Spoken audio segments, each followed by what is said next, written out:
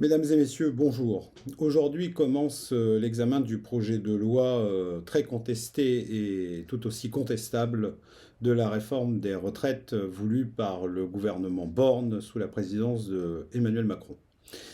Cette réforme, avec plusieurs de mes collègues du Rassemblement national, nous la combattrons du mieux qu'on pourra, parce que nous vous le devons, tout simplement.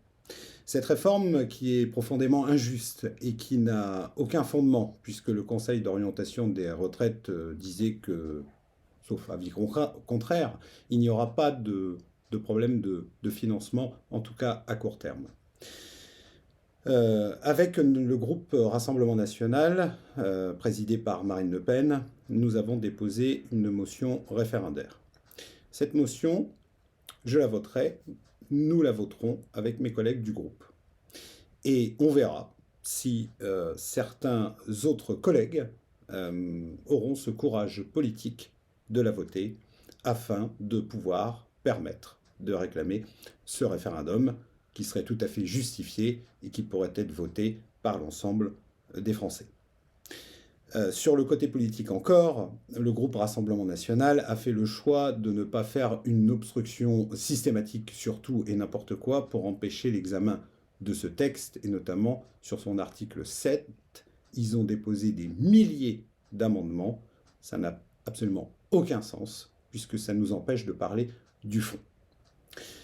Sur le côté un petit peu plus proche de nous, pour, je dirais, nos vies.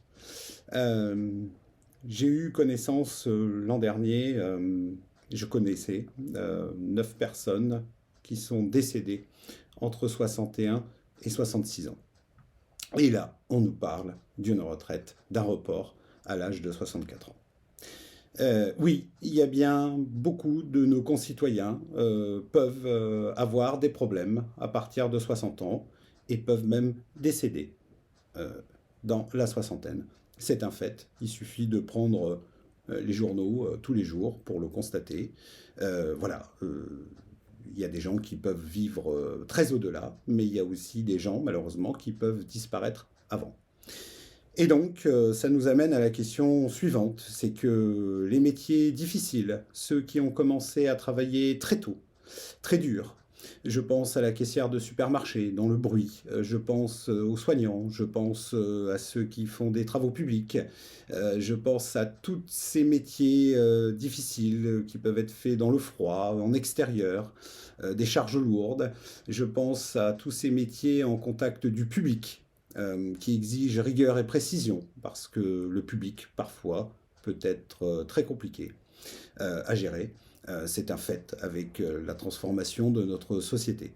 Voilà, pour toutes ces raisons, il est normal que des personnes qui ont travaillé dur, très dur, puissent s'arrêter un peu avant les autres. Il serait normal aussi que toutes les carrières, et notamment celles des femmes, qui sont souvent hachées, soient prises en compte, ce qui n'est pas suffisamment le cas actuellement.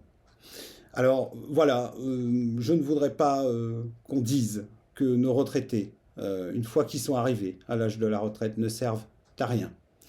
Les retraités, bien souvent, ils sont ravis d'une chose, c'est de s'occuper des petits-enfants, quand ils en ont. Les retraités, bien souvent, s'occupent également de la vie associative, pour diverses causes qui peuvent leur tenir à cœur. Et les retraités, c'est aussi des consommateurs. Et enfin, après le travail, chacun, chacune a le droit au repos. Voilà ce que j'avais à vous dire sur cette réforme que je n'imagine pas autrement vous allez suivre de très près, puisque tout le monde est concerné et je ne manquerai pas de revenir vers vous. Je vous remercie.